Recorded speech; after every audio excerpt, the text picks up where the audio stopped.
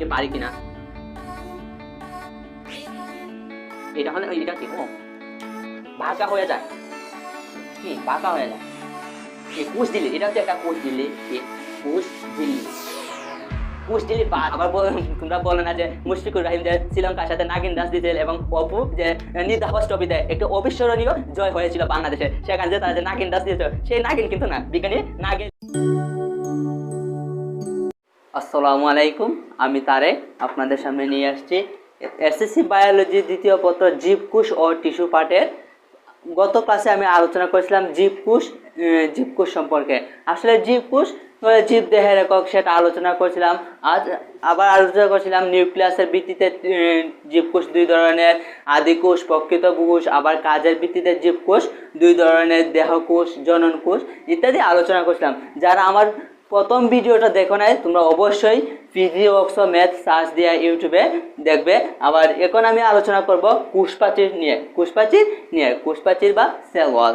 কোষপ্রাচীর কাকে বলে? মৃত এবং জড় বস্তু শক্ত আবরণী দিয়ে উদ্ভিদ পরিবেষ্টিত তাকে সাধারণত কোষপ্রাচীর বলে। এবার কোষপ্রাচীর আবিষ্কারককে সেটা কি আমরা জানি? 1665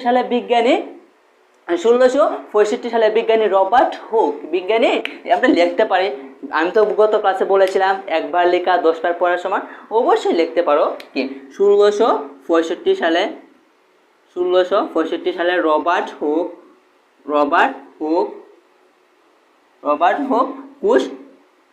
কোষপ্রাচীর আবিষ্কার করেন।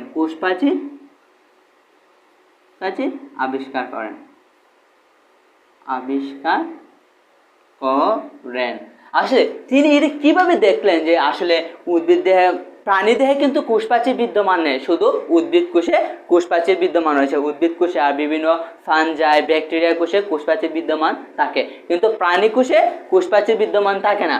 আসলে তিনি সাধারণত ক্রক বা কাঠ ভাসমান পদ্ধতির মাধ্যমে কৌটা আকার অণুবীক্ষণ যন্ত্রের মাধ্যমে তিনি সাধারণত কোষপ্রাচীরটা বা সেল ওয়ালটা লক্ষ্য করেন। আসলে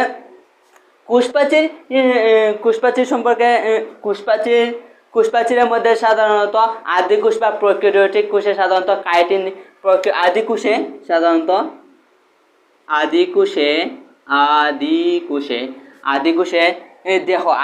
দেহ সাধারণত কি কাইটিন দিয়ে তৈরি। কি আদিকোষ সাধারণত এটা কিন্তু আবার শক্ত নয়, আদিকোষটা কিন্তু শক্ত নয়, এটা কাইটিন দিয়ে তৈরি। কাইটিন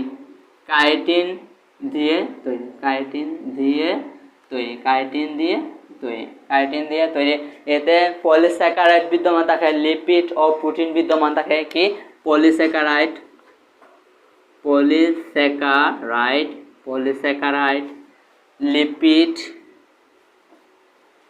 লিপিড ও প্রোটিন বিদ্যমান থাকে।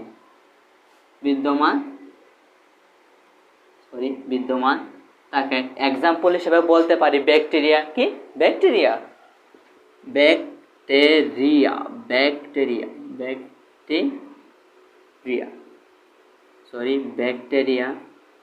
ব্যাকটেরিয়া হচ্ছে আদিকোষ বা প্রোক্যারিওটিক কোষ বলা হয়। এবার আসি আমরা কি প্ল্যান্ট সেল বা উদ্ভিদের কোষপ্রাচীর। যেহেতু উদ্ভিদের কোষপ্রাচীর আমি বলেছি শক্ত অমৃত জড় বস্তু দিয়ে আবৃত তাকে সাধারণত কোষপ্রাচীর বা সেলুল। এটি যেহেতু জটিল প্রক্রিয়া, এতে সেলুলোজ, হেমিসেলুলোজ, লিগনিন, প্রোটিন ইত্যাদি কোএনজাইম বিদ্যমান থাকে। কি এনজাইম থাকে? কোএনজাইম বিদ্যমান থাকে। তোমরা অবশ্যই কিন্তু এটা স্কিপ করে লিখে রাখবা। আমি এটা মুছে ফেলছি। এবার আসি কি প্ল্যান্ট সেল বা উদ্ভিদ কোষপ্রাচীর যাকে বলা হয় প্ল্যান্ট সেল। আসলে পরবর্তীতে তোমরা নেক্সট যে ক্লাসে যাবা ইন্টার বা এইচএসসিতে, অনেকগুলো রয়েছে যা ইংরেজিতে লিখতে হবে বা ইংরেজিতে আয়ত্ত করতে হয়। এখন যদি আমি হাঁটতে পারি, পরবর্তীতে আমি কি দৌড়াতে পারবো। এখন যদি আমি হাঁটতেই পারি না, তাহলে কি আমি প্রতিযোগিতায় দৌড়াতে পারবো? অবশ্যই না। আমাকে আগে হাঁটা শিখতে হবে, বা নদীতে নামার আগে আমাকে সাঁতার শিখতে হবে। সাঁতার শেখার পর আমাকে অ্যাথলেটিক্স বা অলিম্পিক গেমসে সাঁতার প্রতিযোগিতায় অংশগ্রহণ করার প্রস্তুতি নিতে হবে। ঠিক তদ্রূপ তোমাকে বিজ্ঞান শাখার একজন স্টুডেন্টে বিভিন্ন ইংরেজি, সাধারণত উদ্ভিদ কোষ, প্রাণী কোষ ইংরেজি নাম রয়েছে এবং বৈজ্ঞানিক নাম রয়েছে, সেটা তোমাকে আয়ত্ত করতে হবে। প্ল্যান্ট সেল বা উদ্ভিদের কোষপ্রাচীর বলা হয়, প্ল্যান্ট সেল বা উদ্ভিদের কোষপ্রাচীর, কোষপ্রাচীর। এটি যেহেতু জটিল প্রক্রিয়া, এর মধ্যে সাধারণত এটি যেহেতু জটিল প্রক্রিয়া, এতে রয়েছে সাধারণত সেলুলোজ, হেমিসেলুলোজ। লিখতে পারি, কারণ লেখার উপকারিতা কোনটি খুবই গুরুত্বপূর্ণ। লিখতে পারি cellulose, cellulose, hemicellulose, hemicellulose, hemicellulose, pectin, pectin, suberin, pectin, suberin, lignin. কি লিগনিন? লিগনিন কিন্তু খুবই গুরুত্বপূর্ণ একটি উপাদান, সাধারণত প্ল্যান্ট সেলের মধ্যে থাকে। লিগনিন, লিগনিন, কি লিগনিন, এগুলো সাধারণত উদ্ভিদের কোষপ্রাচীরের মধ্যে বিদ্যমান থাকে। এবার আসি আমরা কোষপ্রাচীর। কোষপ্রাচীরে যদি ব্যাখ্যা করা হয়, অর্থাৎ কোষপ্রাচীরের যদি চিত্র আঁকা হয়, এটি 3 স্তরে বিভক্ত: মধ্য পর্দা, প্রাথমিক পর্দা এবং গৌণ প্রাচীর। গৌণ প্রাচীর বলা হয়। এখন আমরা একটা চিত্র আঁকবো,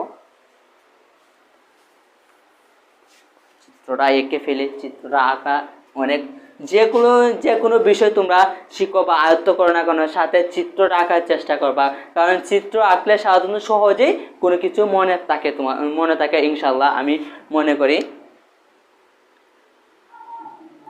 এখানে অনেক বাঁকা হয়ে গেছে,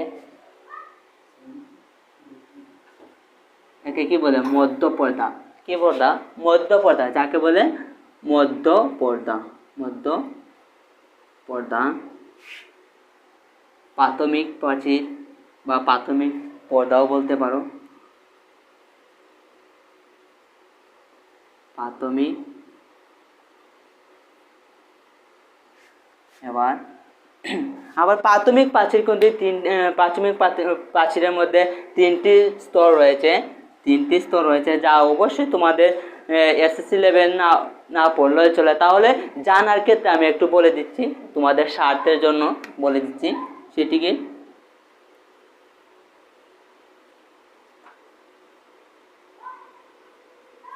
এদিকেও সেম 3টি পর্দা রয়েছে।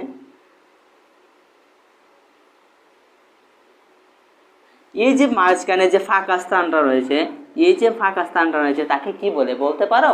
অবশ্যই একে পিট বা ক্রিপ বলে। কি পিট? PIT, পিট বা ক্রিপ বলে। ক্রিপ বলে। এবার তোমাদের পরীক্ষা প্রশ্ন আসতে পারে, ক্রিপ কাকে বলে বা পিট কাকে বলে?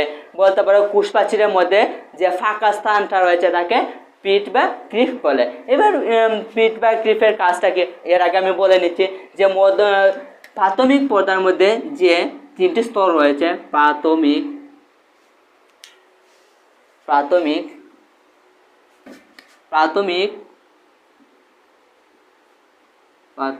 পর্দার মধ্যে যে 3টি স্তর রয়েছে, এদেরকে সাধারণত S1, S2, S3। অবশ্যই তোমাদের এটা প্রয়োজন নেই, তাহলে যা আমি বলেছি, তবুও আমি বলেছি যেহেতু তোমাদের প্রয়োজন নেই, তাহলে জানাটা খুবই গুরুত্বপূর্ণ। এবার পিট বা ক্রিপের ক্ষেত্রে আসি। এই পিট বা ক্রিপের গুরুত্বপূর্ণ কিন্তু অপরিসীম উদ্ভিদের ক্ষেত্রে। যে উদ্ভিদের মধ্যে যে খনিজ লবণ এবং পানি আদান প্রদান হয়, আর এই পিট বা ক্রিপের মধ্যে বিদ্যমান থাকে, পিট বা ক্রিপের মধ্যে লিগনিন বিদ্যমান থাকে। কি লিগনিন? এই লিগনিনই যা কাজ করে লিগনিন বিদ্যমান থাকে। তোমরা লিখতে পারো বা আবার এটা ছবিটা আঁকতে পারো, চিত্রটা অঙ্কন করতে পারো।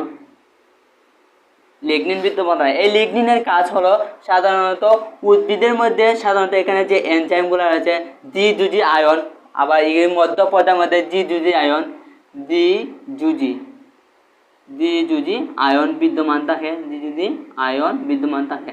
তাছাড়া এই আয়নের মধ্যে বিভিন্ন ধরনের এনজাইম থাকে, কি প্রায় উদ্ভিদ কোষপ্রাচীরে 100 ধরনের এনজাইম রয়েছে। এটা সাধারণত তোমাদের এসএসসি লেভেলে কোষপ্রাচীরের উল্লেখ নেই, তবুও আমি বলে দিচ্ছি জানার ক্ষেত্রে, যা পরবর্তীতে তোমরা, এখন তো তোমরা হাঁটতাছো, কি হাঁটতাছো, পরবর্তীতে যখন তোমরা এগুলো জানবা, আমি তো পূর্ববর্তীতে এগুলো পড়ে এসেছি, এখন আমি দৌড়ে পড়তে পারবো বা দ্রুত গতিতে পড়তে পারবো। 100 ধরনের এনজাইম বিদ্যমান রয়েছে, 100 ধরনের এনজাইম বিদ্যমান রয়েছে। আবার এখানে পিট রয়েছে বা ক্রিপ রয়েছে। পিট বা ক্রিপের মধ্যে সাধারণত লিগনিন থাকে, আর লিগনিন সাধারণত উদ্ভিদের খনিজ লবণ ও পানি সংযোগে বাধা সৃষ্টি করে, পানি সংযোগে বাধা সৃষ্টি করে, কি বাধা সৃষ্টি করে, যার কারণে উদ্ভিদের যে বহিঃস্তরটা রয়েছে সেই বহিঃস্তরটা অধিকাংশ শক্ত হয়, কি শক্ত হয়। আদি কোষের মতো কিন্তু সফট বা কাইটিন নয়, উদ্ভিদ কোষটা কি অতিরিক্ত শক্ত হয়, কিন্তু আদি কোষটা অনেক ব্যাকটেরিয়া, নীলাজ, সবুজ শৈবাল ইত্যাদি দেখতে সফট বা কাইটিন সমৃদ্ধ আবরণী দিয়ে গঠিত। কিন্তু উদ্ভিদ কোষে পিট বা ক্রিপের কারণে যে লিগনিন রয়েছে সেই লিগনিনের কারণে খনিজ লবণ ও পানি আদান প্রদানে ব্যাহত হয়, যার কারণে উদ্ভিদ দেহটা শক্ত হয়। এবার আসি আমরা কোষপ্রাচীরটা আলোচনা করেছি, সাধারণত সিম্পল আলোচনা করেছি। এটা আরো অনেক ব্যাখ্যা দেওয়া যায়, কিন্তু তোমাদের এগুলো তেমনটা প্রয়োজন নেই, যতটুকু প্রয়োজন ইনশাআল্লাহ আলোচনা করেছি। এবার আসি কি প্রোটোপ্লাজম, কি প্রোটোপ্লাজম কোষের ভিতরে, কি প্রোটোপ্লাজম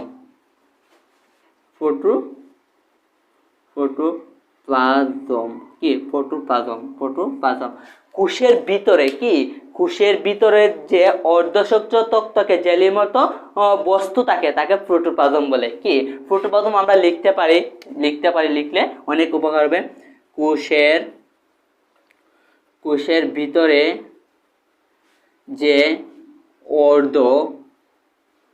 অর্ধস্বচ্ছ তকতকে জেলির মতো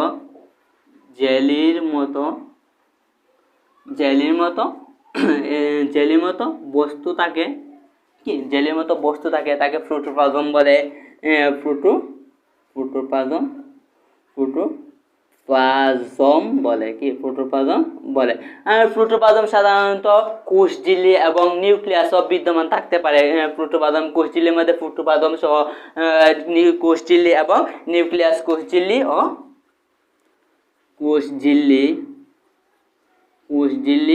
ও নিউক্লিয়াস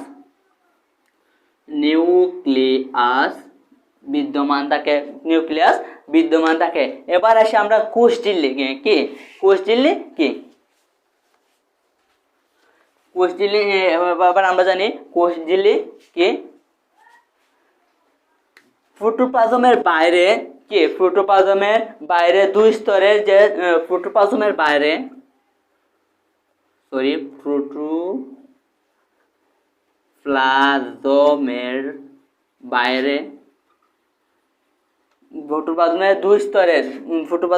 দুই স্তরের যে স্থিতিস্থাপক, দুই স্তরের যে স্থিতিস্থাপক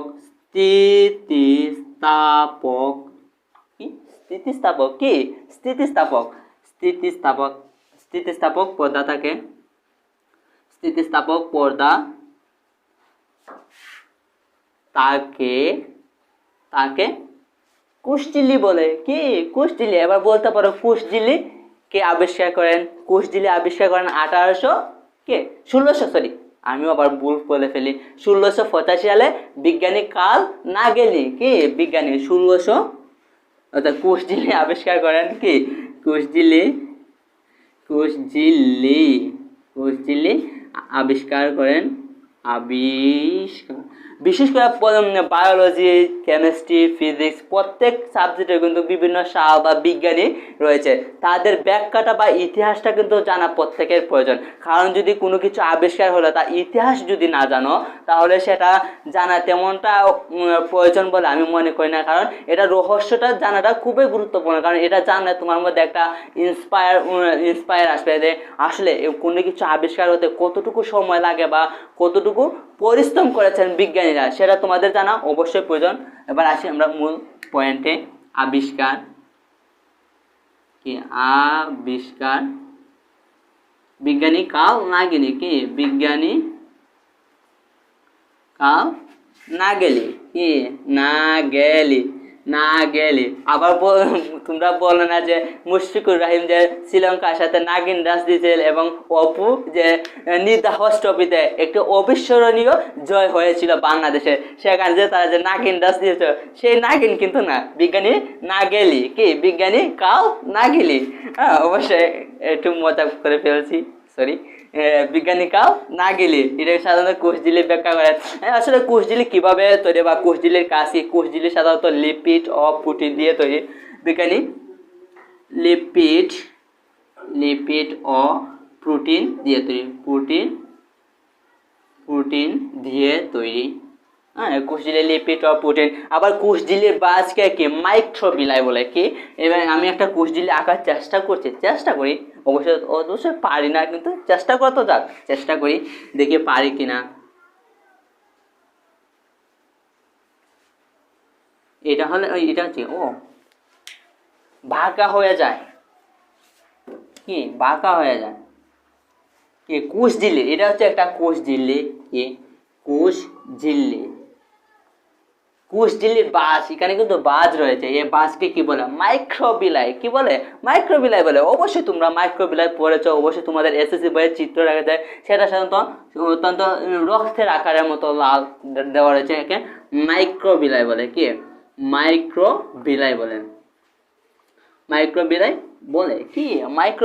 বলে এই মাইক্রোবিলের কাজটা কি? এটা তো আর এমনিতেই বিজ্ঞানী কার্ল নাগেলি এমনিতেই ওকে চিহ্নিত করেননি। এর কাজ হচ্ছে উদ্ভিদদের সাধারণত খনিজ লবণ এবং পানি সংযোগে সাহায্য করা। কি মাইক্রোবিলের কাজ কি? কোষঝিল্লির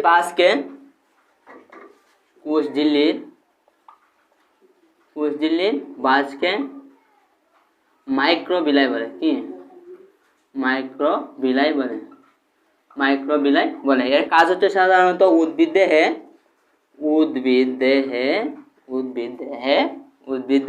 খনিজ লবণ এবং পানি সরবরাহে গুরুত্বপূর্ণ অবদান রাখে। পানি সরবরাহে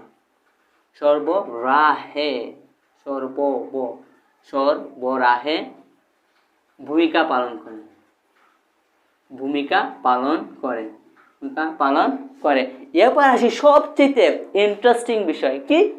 সাইটোপ্লাজমীয় অঙ্গাণু। কি সাইটোপ্লাজমীয় অঙ্গাণু? এবার আমরা কোষঝিল্লি আলোচনায় প্রোটোপ্লাজমের বাইরে দুই স্তরে স্থিতিস্থাপক পদার্থ তাকে কোষঝিল্লি বলে, আর কোষঝিল্লির বাজকে মাইক্রোবিলাই বলে। এবার আসি কি? সাইটোপ্লাজমীয় অঙ্গাণু কয় ধরনের? সাইটোপ্লাজমীয় অঙ্গাণু সাধারণত দুই ধরনের, ঝিল্লিযুক্ত এবং ঝিল্লিবিহীন। কি সাইটোপ্লাজমীয় অঙ্গাণু? ঝিল্লিযুক্ত এবং ঝিল্লিবিহীন। সাইটোপ্লাজমীয় অঙ্গাণু সাধারণত দুই ধরনের, ঝিল্লিযুক্ত সাইটোপ্লাজমীয়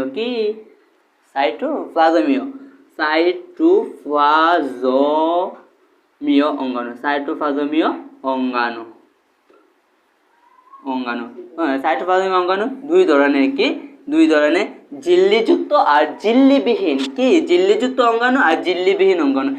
ঝিল্লিযুক্ত কি? ঝিল্লিযুক্ত ও ঝিল্লিবিহীন। কি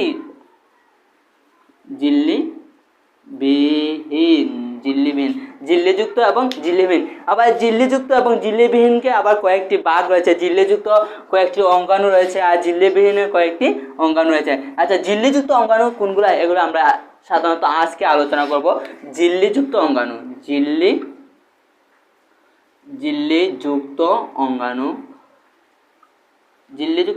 হলো, তোমরা অবশ্যই জানো, মাইটোকন্ড্রিয়া। কি কোষের পাওয়ার হাউস বলা হয় কি, কোষের পাওয়ার হাউস বলা হয় বা বায়োলজিক্যাল চেইন বলা হয়। আচ্ছা, অবশ্যই আমি পরবর্তীতে মাইটোকন্ড্রিয়া নিয়ে, প্লাটিস নিয়ে আলাদা আলাদা টিউটোরিয়াল করার চেষ্টা করবো ইনশাল্লাহ তোমাদের স্বার্থের জন্য।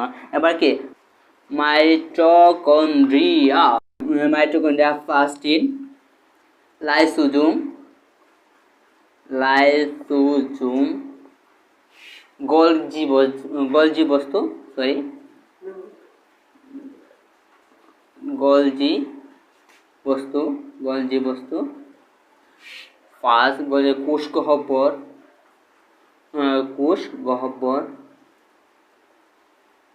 গহ্বর, এন্ডোপ্লাজমিক রেটিকুলাম, সরি এটা আমি স্কিপ করে ফেলেছিলাম, এন্ডোপ্লাজমিক রেটিকুলাম। এবার ঝিল্লিবিহীন অঙ্গাণু নিয়ে আলোচনা করব। কি ঝিল্লিযুক্ত অঙ্গাণু হচ্ছে মাইটোকন্ড্রিয়া, ফার্স্ট লাইসোজোম, গোলজি বস্তু, কোষ গহ্বর এবং এন্ডোপ্লাজমিক রেটিকুলাম। এবার আসি ঝিল্লিবিহীন। কি ঝিল্লিবিহীন অঙ্গাণু, এদের মধ্যে ঝিল্লি যুক্ত থাকে আর এগুলোর মধ্যে ঝিল্লিবিহীন, যেমন কোষ কঙ্কাল। কি কোষ কঙ্কাল রাইবোজোম, কি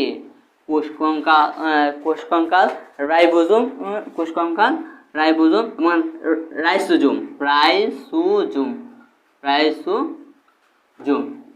রাইসোজোম। অবশ্যই আমি পরবর্তী টিউটোরিয়ালে মাইটোকন্ড্রিয়া, প্লাটিস নিয়ে আলোচনা করব। ওকে, ঝিল্লিযুক্ত অঙ্গাণু মাইটোকন্ড্রিয়া, প্লাটিস, লাইসোজোম, গোলজি বস্তু, কোষ গহ্বর এবং এন্ডোপ্লাজমিক রেটিকুলাম। এবং ঝিল্লিবিহীন অঙ্গাণু হচ্ছে কোষ কঙ্কাল, রাইবোজোম এবং রাইসোজোম। ওকে, ইনশাআল্লাহ, stay home, stay safe, stay ফিজিওক্সোমেথ।